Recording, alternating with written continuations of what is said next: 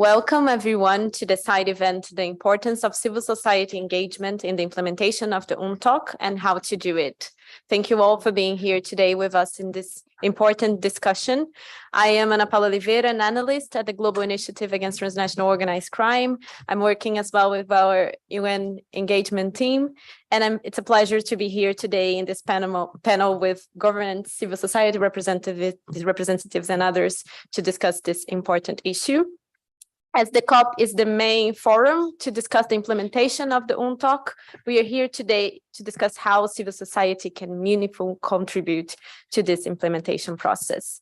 So to start presenting the discussion today, I invite the distinguished ambassador, Rafael Nageli, head of mission, permanent mission of Switzerland to the OSCE, United Nations, and other international organizations here in Vienna to present his opening remarks. Ambassador, the floor is yours. Thank you, Anna. Good afternoon, everybody. It's a pleasure for me to open this side event today during the 11th conference of the parties to the UN Convention Against Transnational Organized Crime. We are organizing this event in partnership with the Global Initiative Against Transnational Organized Crime and the governments of Italy and of Mexico. And I would like to take the opportunity to thank both countries for their co-sponsorship. As we continue our relatively new endeavor to review the implementation of the UNTOC through the mechanisms that was launched in 2020, it is vitally important that we ensure that we are doing this work whilst making use of the widest set of data, of evidence, and of experience as possible. Considering the important role of the civil society for the review mechanism, the Swiss government has been supporting this inclusion all the time. It has also been supporting GI-TOC for many years. We will hear more about that work today, but before we do, I wanted to express our conviction that only through a broad multi-stakeholder engagement and the cooperation, we can hope to address such a complex and pervasive threat as transnational organized crimes.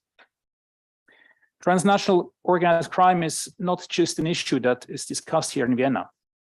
It's an issue that impacts or is impacted by a wide range of issues that are dealt with across the UN mandate. Whether on peace and security, on human rights, on sustainable development, on corruption, on the environment, on climate change. If we can enhance our understanding of and our response to organized crime, we can improve our chances of better facing all of these challenges. Civil society groups are often dealing with these issues simultaneously, whether they are NGOs, academia, community groups, journalists, or the private sector. At the moment, the private sector is providing a very useful input to the process to elaborate a future convention on cybercrime. Civil society groups can also play a very important role in the process by bringing new ideas and new proposals. They can challenge our thinking and they can highlight the links between different issues. In this event today, we will hear about different perspectives and experiences from governments and from civil society. In particular, we will hear about some of the research, the analysis, and the tools that GI-TOC has created with our support and how they have been put in practice. So I'm glad to kick the floor now directly to Mrs. Anna Alvazzi del Frate, the chair of the Alliance of NGO on the crime prevention and criminal justice, to give us initial remarks on the topic of our today's session. Thank you very much.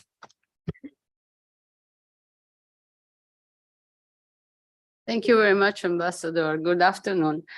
As the chair of the Alliance of NGOs on Crime Prevention and Criminal Justice, that is the umbrella organization that brings together civil society trying to support from various entry points the crime prevention and criminal justice program of the UN and the work of UNODC. Of course, this is a very welcome initiative asking how and why civil society can support the UNTOC. First of all, a reflection that we have to face these days, especially these days, discussing so many important issues, confronting some challenges in accessing some process in the participation of civil society. we realized that the numbers have increased. There is a lot more civil society organizations that are interested in participating. So actually the response is coming naturally. So we have already many civil society organizations who know why they want, because they find it relevant for their work to participate in these processes. And we also witness a shift, a dynamic change in the concept. At the time of the adoption of the UNTOC, the UNTOC was talking about collaboration with, if I remember correctly, it was scientific and academic institutions. There was not even a concept of civil society at large in terms of cooperation, in terms of exchanging information, sharing knowledge, data collection, and issues like that. With time, things have changed, and now civil society, as the ambassador mentioned, includes private sector, so includes really a wide range of stakeholders that have a lot to say to support these processes. So for us, what we see is that the gap between grassroots work and bringing experience, sharing knowledge with multilateral processes is reducing. We have the possibility to try to facilitate this sharing of knowledge and to make sure that it is a circular process that goes bottom up, but also top down, so that there is a continuous feedback on this process that is facilitated somehow by fora, the existence of some fora and some organizations, of course, who try to make these different actors meet. Thank you very much. Thank you very much, Anna, and thank you for all your work in supporting civil society participating in this process. And I would like now to turn to Ian Tennant, who is the head of multilateral engagement in Vienna at the GI, and he's going to present all the work that we've been doing, developing some resources and tools to facilitate the participation of the civil society in the UNTOC review mechanism with the support of Switzerland. Thank you very much. Thank you very much, Anna. Thank you, Ambassador Nigeli. Thank you, Anna, for the opening remarks, and we reiterate our supports to the government of Switzerland, who have been strongly supporting us generally and our work in this area. I think I'm not too surprised to see such a full room, given how prominent the discussions have been this week on the issue of NGO participation. And I'm pleased to see so many members of civil society here in the room, along with member states. I'm going to take you through some slides just to present our perspectives and our work in this area. We can move to the next slide, please. So why is civil society important? What resources do we have? And what can we do to coordinate and raise awareness of the main issues that I want to talk about? Next slide, please. So even though we have this shrinking space, as Anna described, for civil society in the multilateral processes more generally, including here in Vienna, whether it's the UNTOC, the UN Convention Against Corruption, and some of the other fora that we face here, as well as across the UN in New York, the issue of civil society, even though the definitions and the compositions and understandings might change over the years, has been a key part of the agenda since the UNTOC was adopted. You can see in the introduction to the UNTOC here, the Secretary General of the UN at the time, describing civil society as being arrayed against the forces of uncivil society, aka organized crime, terrorists, etc. And I was very pleased to hear the Dutch ambassador making these very same points in the plenary on Monday. And I think it's very important to remember that these are not new issues and actually have been part of the process since the beginning. We can move to the next slide, please. Why is civil society important? And going beyond what Kofi Annan was saying, what does this work for the review mechanism? What does this mean for the review mechanism that we're working on now? We think that civil society is very diverse, works on very different issues, is very complex, but is evolving. You can see the growth of the numbers of NGOs who are coming to this conference, and the diversity of issues and responses and prevention measures that they are taking to try and make a difference against organized crime. We think the fundamental point is that governments, and I think a lot of governments recognize this, do not have all the data on their own, and they need outside expertise to help them contextualize the implementation of the UNTOC, supply some analysis and expert opinion on trends, what's going on in different communities, and that's especially why grassroots organizations are so important. And this can help improve the data and improve the understanding. And it can also highlight issues and start conversations within countries and at the multilateral level on issues that aren't necessarily directly referenced in the convention, but maybe very relevant, such as human rights and gender responses. Next slide, please. Anna mentioned the understanding of the scientific and academic communities in the UNTOC, but I think this is a very important article of UNTOC, and in fact, it's the second time I've spoken about this article of UNTOC today, Article 28, which again shows how there was an understanding at the beginning when this was being negotiated that there is a need to consult with other sectors of society and develop and share analysis and expertise in order to implement the convention both effectively and efficiently. And what we would say as the Global Initiative is this spirit of Article 28 is something that we can try and rediscover as we take forward our engagement on the review mechanism and more broadly on the convention and the implementation of it and the three protocols. Next slide, please. So some kind of points for member states to consider.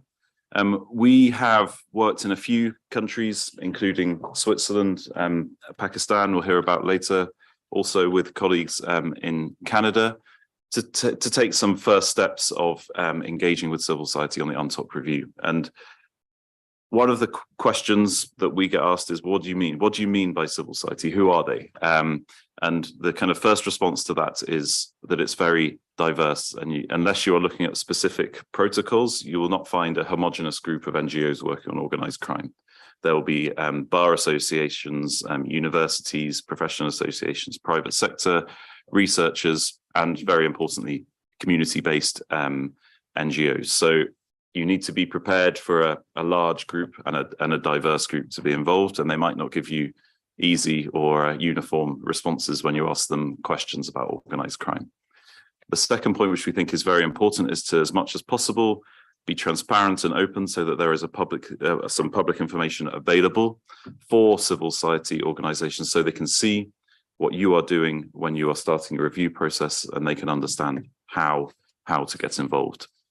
And the last point I wanted to make on this, or the last 2 points, I think there's one that's lost under the slide, but they're both related, is the importance of networking, engagement, and coordination in fora like this. And we've had some good opportunities to exchange and meet with new colleagues this week, but also at the national level and at the regional level through regional organizations as well. Next slide, please. So most of you from the member states probably know this already, but maybe some NGOs aren't yet familiar with the review mechanism. So just very quickly, there are three avenues, official avenues through which civil society can engage in the review mechanism. The self-assessment phase, so that's where you can consult when filling in the self-assessment questionnaire. There are the constructive dialogues, the first set of which have taken place this year. These happen in Vienna and online, organized through the structures of the UNTOC and the UNODC, and that's an opportunity to engage at a thematic level with the member states and with each other.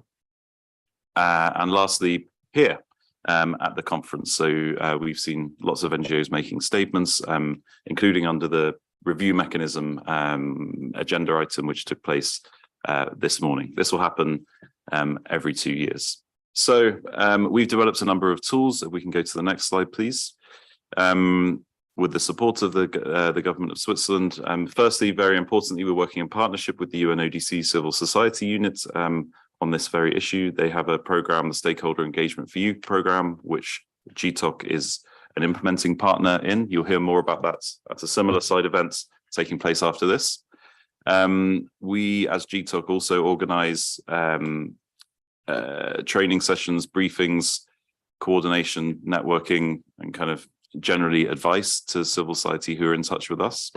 And also, I would encourage any NGOs who are here this week to please make contact with Anna at the NGO Alliance on Crime Prevention and Criminal Justice, of which I am also a vice chair, and Tarek is also on the board. You can join and get access to lots of information through that. So finally, I would like to present a new website that we've created for the benefits primarily of civil society, but I think could also be a benefit to member states as they continue their engagement on the UNTOC review mechanism. This UNTOC hub is on the Global Initiative website. It provides explanations of the review process, timelines, how it works, what issues are being considered under which cluster of review. I don't have time to go into detail on that, but if we can share the link in the chats, then people can see it. And the tools available in here, I think, are very important. So if we can look, for example, at the map, our team have worked very hard to map where every country is in their review process. So if you click on a country, you can see which cluster. Italy is a good example, which when they ratified the convention and the 3 protocols, which cluster of the review they are in. And over time, we will engage directly with permanent missions here and with governments to try and add more information, for example, on whether and how civil society can engage. And we would, as GI-TOC, hope to be able to connect the different parties together who want to engage in this. We're aware that not all member states may want to give us information, but those who do are very welcome, and we will be reaching out to people very shortly after this conference with that regard. So as I say, this is useful for civil society, but I think member states may find this interesting as a resource as well. If we can go to the questionnaires, you can see on here that we have developed to mirror the state questionnaires. We have made 4 questionnaires for the convention and the 3 protocols that civil society can fill in. There's 2 different versions within each, one very simple and high level on key issues, and one the detailed and another one on the detailed questions on the legal implementation. We don't expect every NGO to have the kind of ability to be able to answer all the detailed questions, which the states themselves take a long time to answer, but we hope through giving them some high-level questions, they can provide some insights, and then they can download their response and send it to their state party if they have contacts to give them their inputs, or they can send it to us at the Global Initiative, and we will try and make use of it with the permission of the person filling in the questionnaire. Also on the website, I'm not sure entirely where they are, but there are template letters, which I know people have used to engage with their state party. And I think those are the main tools that we have on there. So we're very grateful to the government of Switzerland for supporting us. And we think this hub will become a very useful resource. And as more civil society organizations engage, it will grow into the future as well. So thank you very much. And back to you, Anna. Thank you very much, Ian, for guiding us through this new tool developed by the Global Initiative. Also to add, if civil society organizations and individuals who are filling in the questionnaire or navigating through the website want to contact us directly, they can do through the website and drop the questions, and our team will make our best to answer and guide you through this process. So if I can turn now, since we were looking at the Italian in the map, I can turn to Mr. Francesco Testa, prosecutor at the European Public Prosecutor's Office and chair of the UNTOC Working Group on Smuggling of Migrants. So if I can ask you, what role do you think civil society should play as a member of the working group, as the chair of the working group? Thank you. Thank you very much for inviting me to this very well attended side event. That's my congratulations. And my congratulations also to GI-TOC for this presentation. That will be extremely useful also for us as practitioners. Yes, I'm very happy to be here. I've been chairing the working group on smuggling migrants, and I was lucky to experience for the first time the constructive dialogue that we held last July. Going to the point, I would say that the constructive dialogue was even more interesting than the working group per se. I would be honest. I took part in lots of intergovernmental meetings here in Vienna, as I was based here for such a long time.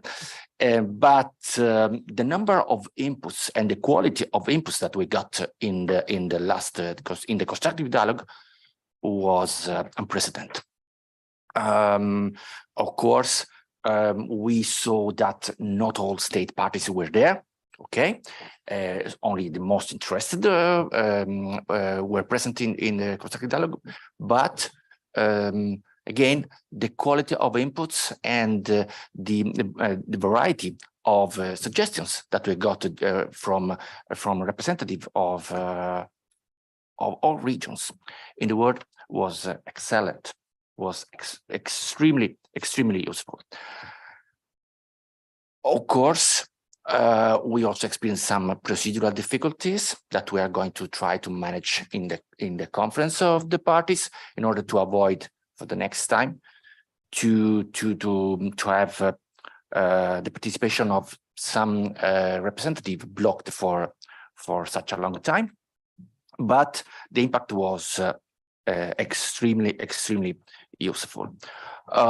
We understood that the role of the civil society in the UNTOC review mechanism is not only the one that is designed in the rules of procedure, but can go beyond if we simply want.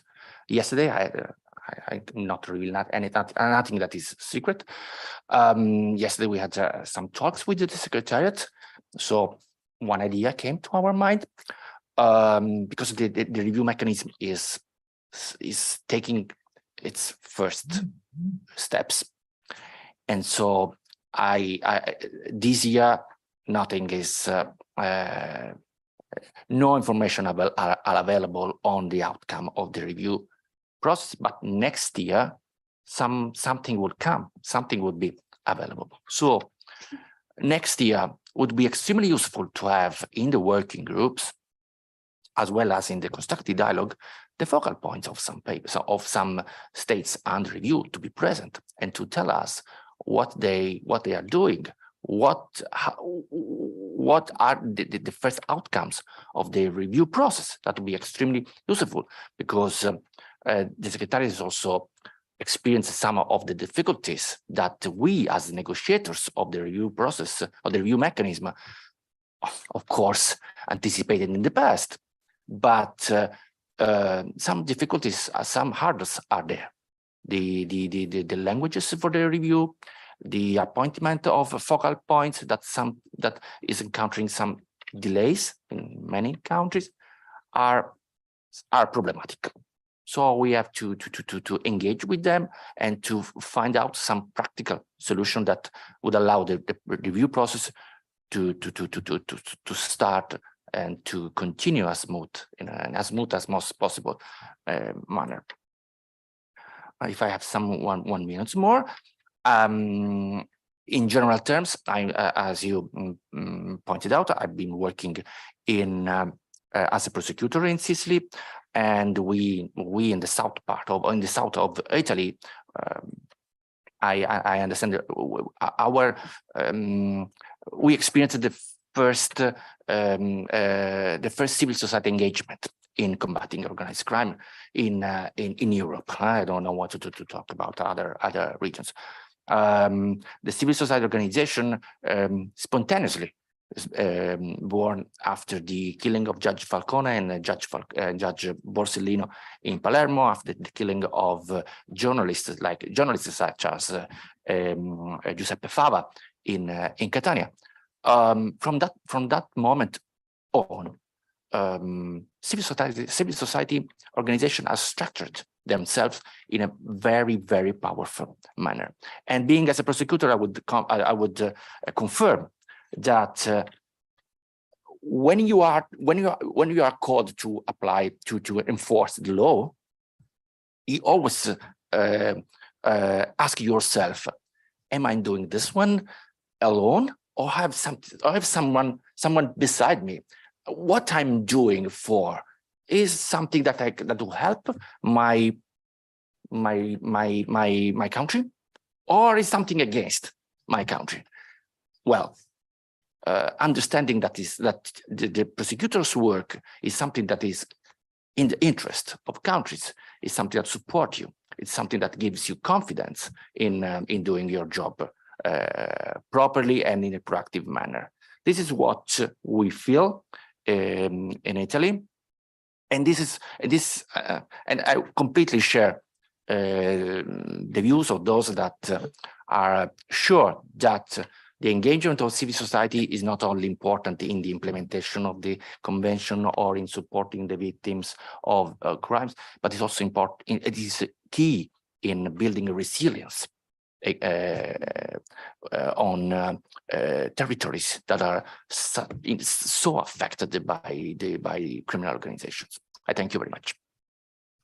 Thank you very much for this insightful presentation, and also for giving us the examples of Italy. And if I can turn, in the spirit of best practice, turn to Mr. Tariq Kosa, who is the director of the Center for Governance Research Pakistan, and has been working with the GI and the UNODC as well in the UNTOC review mechanism of Pakistan.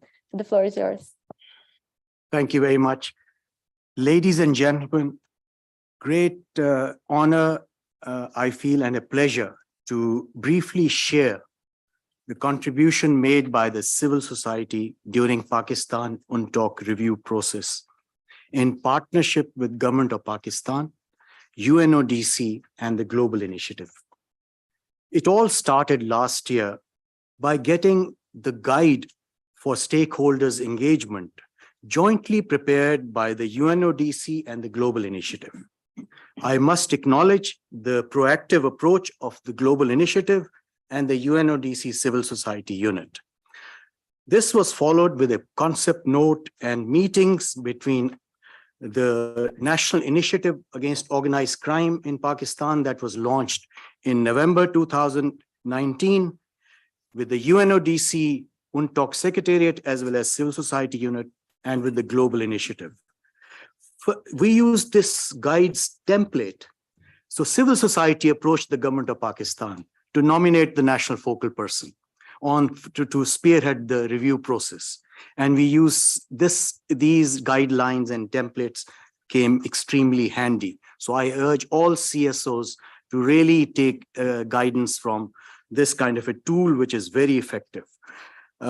So a national focal person was appointed, who fortunately happened to be also a notified national expert on organized crime, a very senior police commander. With the appointment, this UNTOC review was formally started.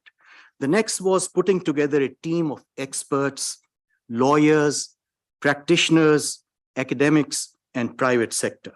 So this was spearheaded by the National Initiative with the support of the Global Initiative.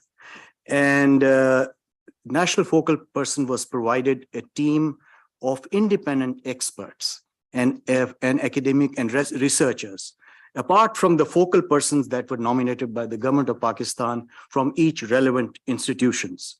So this is how we started, engaging with the government, with the national focal person, and putting together a system. Next important thing was to take the civil society along. And for that, we reached out to all the 4 provinces of Pakistan, and regional representation was important, and we were able to form a civil society alliance. This is an alliance of CSOs, of experts, practitioners, private sector, academia. And so therefore, we put together a team, and this civil society alliance formally got into partnership with undertaking this important job. This was converted into 3 subgroups. One was to deal exclusively with the questionnaire, the responses to the UNTOC articles under review under cluster 1 of criminalization and jurisdiction, 8 articles under review. And for that, legal perspectives were required, lawyers and experts were required.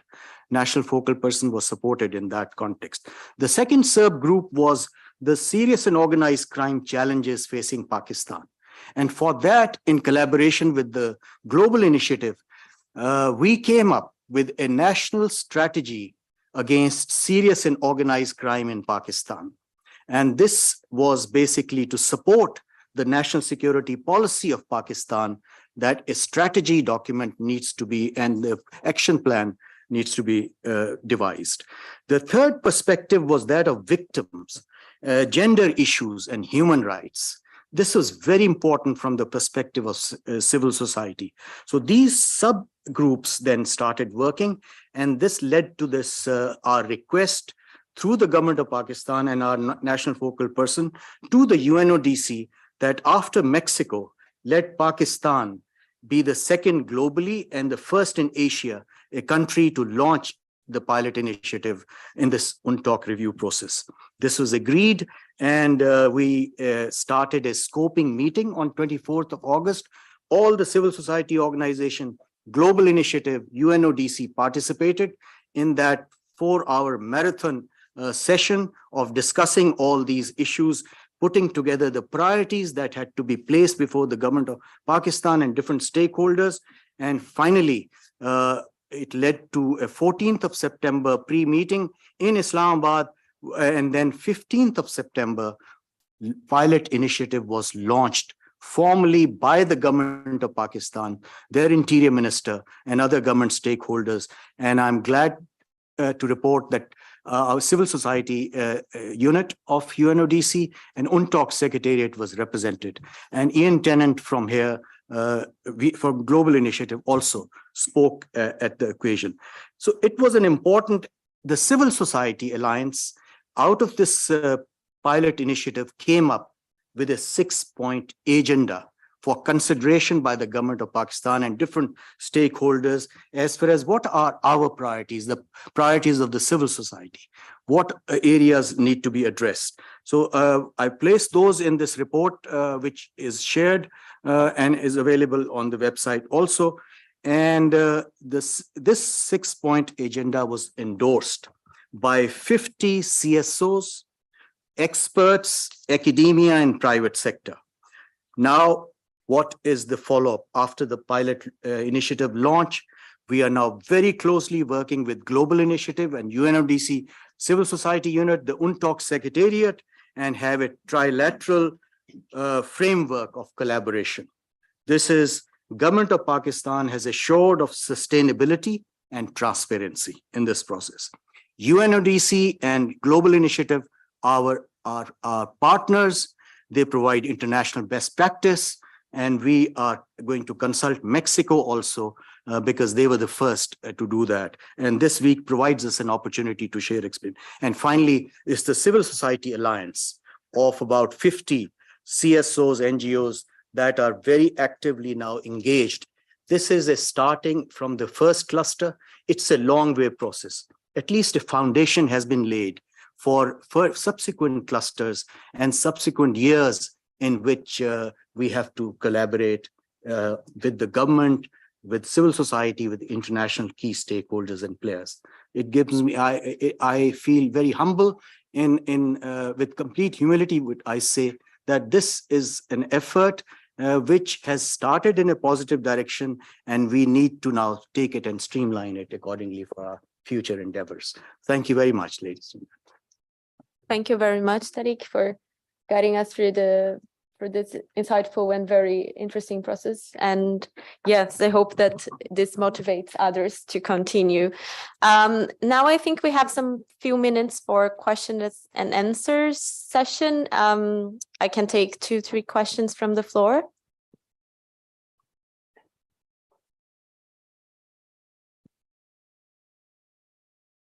Please. Yes, thank you. My name is Fandela Patrick. I'm from Liberia. So I listened to the presentations from the panelists, but I'm deeply concerned with respect to what are their plans to incorporate the input of student movements at various academic institutions. Because civil society institutions across the world, they go through a normal process of establishment through the government. But we realize that key components of those within academic institutions, like those in student leaderships, social laboratories through which national government can be experimental. And so it's very important to incorporate them into these kind of discussions. I don't know which category they fall in, whether civil society, since they are operating in academic institutions. So I just wanted to bring that out. Thank you. Thank you very much. If I don't see any hands, yeah. Hi, good afternoon, everyone. Thank you very much for your interventions. I have a question for Mr. Kosa. Mr. Kosa, based on the experience that you've had precisely implementing this process in Pakistan, which would be a key advice that you can give to other governments that would like to start this process, engaging with civil society in their own review mechanisms? It's a very important aspect that, in fact, various governments and bureaucracies are, generally speaking, indifferent to such initiatives. And somehow the initiative has to be taken by civil society to reach out. And this is what our approach was. And once we reached out to them, established the credibility, the government then was on board as well. Government then assured of sustainability as well as transparency. It was important to reach out to the Ministry of Foreign Affairs, to the Ministry of Interior, different stakeholders in the provinces, and then to apprise them of what really is this UNTOC and what is the review mechanism which is to be followed. So they had to be educated. They had to be, public awareness is a big issue. So therefore, civil society had to sort of nudge certain institutions in that direction. But anyway, now the government is on board. And so I would say that the civil society organization should make use of this guidebook, the tool that UNODC and Global Initiative have come. Use the templates and approach their governments and ask them, have you appointed your national focal person? Where do you stand as far as the review process is concerned? The cluster one has these number of articles, the protocols have these articles, what have you done? But in fact, it's important that you reach out to the government. That's been our experience, and it has served us well. And my Liberian colleague, actually it's the academia that we have to reach out. We are not only reaching out to the professors, teachers, and others to motivate the youth, but you have been a youth activist yourself. The youth play a very vital role in this civil society and their partnership, in this UNTOC review mechanism. So I strongly urge a very strong element or component of the youth section who have to be part of this process for, that kind of approach has to be taken. Thank you, Tariq, for replying to both of the questions. And Ian, if I can turn to you, you want to add? Yeah. I think we are running towards the end of, one more question. Oh, thank you. Thank you so much. So in regards to initiating in country, my name is Stephen from Talanta, Africa, Kenya. In regards to initiating in-country review mechanisms, my biggest question will be about the domestication of the tools to the context of the country. how practical can we do this? Because as you can see, there's a lot of interest within civil society to engage in the review process, to assist governments also in the review process, but the complexity around narratives, around the technicalities of adapting the toolbook the way it is there a possibility for us to domesticate these toolbooks to the context of, for example, Kenya? Thank you. Thank you very much, Stephen.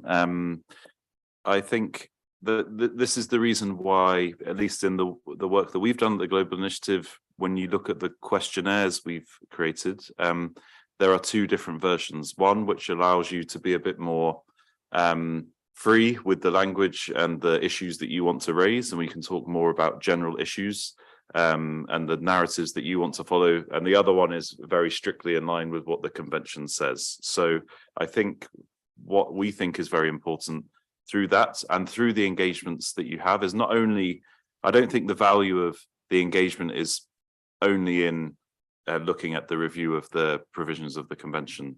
It's creating a new conversation between different parts of society on the on these very important issues that we're seeing. Thank you. Thank you. Now I think we need to start closing up the session, bearing in mind there is another side event coming to this room, and I would like to invite Mr. Diego Simancas, Deputy Permanent Representative of Mexico to the UNODC. Mr. Diego. Thank you very much, Anna, and thank you, colleagues. And of course, giving the closing remarks, it's always a bittersweet moment, very sweet because I can build on the excellent participations and questions, bitter because then I will have to highlight some issues and then kind of forgetting others which were said, or actually highlighting some issues which were not mentioned by the panelists. So I will try to do that as efficient as possible. So I would start with Ambassador Negeli about the importance of the involvement of other stakeholders, NGOs, civil society organizations, and so on, data collection and evidence, something that Ian referred to and other colleagues as a different point of view, or even challenging the established point of view.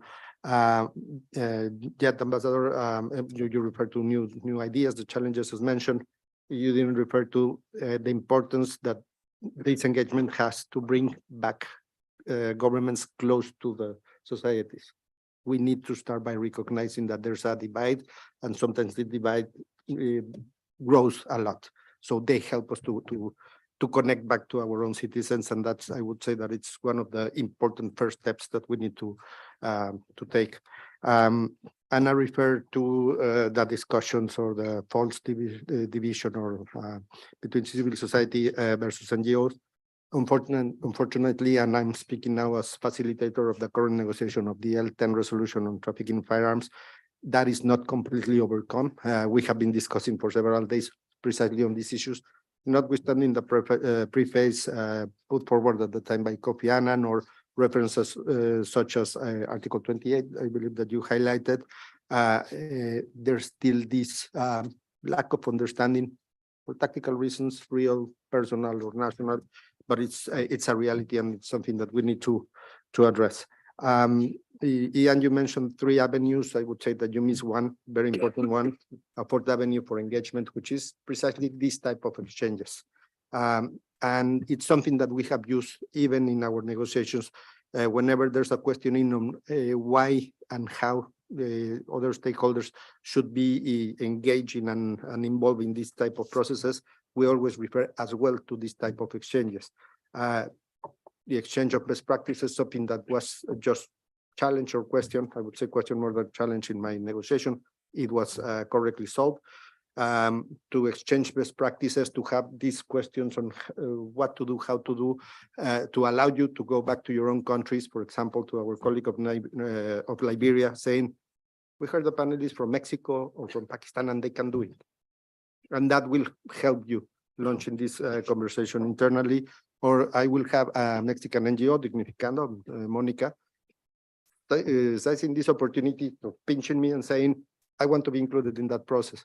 So the 4th avenue is quite important in the context of the COP, but also the context because it allows us to gain all this wealth.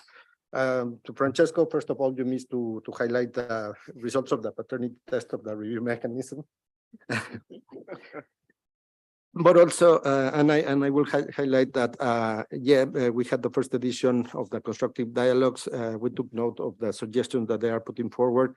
I would advance that Mexico, while presenting the reports of the 8th and the 9th sessions or meetings of the working group, would also make some suggestions on how to improve, to make better those constructive dialogues. One of those challenges we are seeing here in the room is how to marry that strong interest of all stakeholders to participate with the limited time allotted for it, notwithstanding if it's one morning, one day, 2 days, or many weeks. So that's one of the main challenges, and we will be putting forward some suggestions to try to make better those constructive dialogues. I would also refer to your comment about the mafia, and you referred that it helped to build resilience. But I would say that, and bringing us back between this issue or this false discussion between civil society being distinct from NGOs or NGOs encompassing civil society, etc. But I believe that the most important message was of putting mafia outside of civil society and outside of the state. So the resilience was actually the weakening of them by saying, you don't belong. You don't belong there, you don't belong, and especially you don't belong to us. You cannot pretend to be a reaction to the excesses of the states and to speak on our behalf. To Dr. Rosa, something that he didn't mention, there were two things that I will highlight. Firstly, he never mentioned the word good faith. And he didn't mention good faith because he went immediately to explain how did Pakistan organize itself to structure its mechanism, to undertake the mechanism, the review mechanism, and to incorporate civil society. And he didn't mention because he took it for granted. But that, again, is one of the first issues. They understood that the participation of other stakeholders would be to challenge, but to challenge in good faith. We are going to be criticized, yes, but we're working for the same cause. And another issue that he didn't mention, that I perhaps will finish my intervention with, that is an invitation from both of us to overflow room M5 immediately after at 2, because actually we will address, and I have our colleagues from the civil society team here, precisely how the pilot initiative took place in our countries, and of course, with all the willingness to put our own experiences to the best use of everyone else. Thank you very much.